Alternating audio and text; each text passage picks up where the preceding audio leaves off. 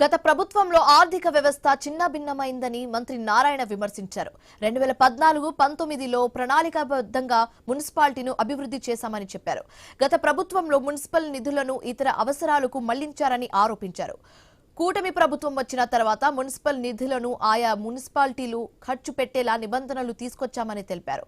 ఇతర రాష్ట్రాల్లో అధ్యయనం చేయడంతో పాటు నరెడ్డోక్ సూచనలతో టౌన్ ప్లానింగ్ లో సంస్కరణలు తీసుకొచ్చామని చెప్పారు. రియల్ ఎస్టేట్ రంగం అభివృద్ధికి ప్రభుత్వం అన్ని విధాలుగా సహకరిస్తుందని భరోసా ఇచ్చారు. National real estate development council central zone diary 2026ను మంత్రి నారాయణ విజయవాడలో ఆవిష్కరించారు.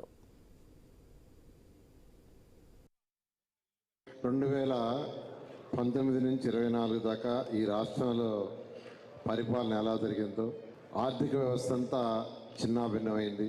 గత ప్రభుత్వం దాదాపు 10 లక్షల కోట్ల రూపాయలు అప్పు చేసి వదిలేసిపోయింది. 2014-19లో నేను ఇదే శాఖ మంత్రిని. మున్సిపాలిటీస్ కానీ పంచాయతీలు కానీ అవి లోకల్ బాడీస్, కేంద్ర చట్టం కూడా క్లారిటీగా ఇచ్చినది. కానీ గత ప్రభుత్వం అవన్నీ విస్మరించి వచ్చిన డబ్బులన్నింటినీ డైవర్ట్ చేశారు. మున్సిపాలిటీస్ వాళ్ళకు వచ్చిన డబ్బులు కూడా వాళ్ళు కూడా యూటిలైజ్ చేసుకోకుండా వాటిని డిఫరెంట్ యాంగిల్స్కి డైవర్ట్ చేశారు.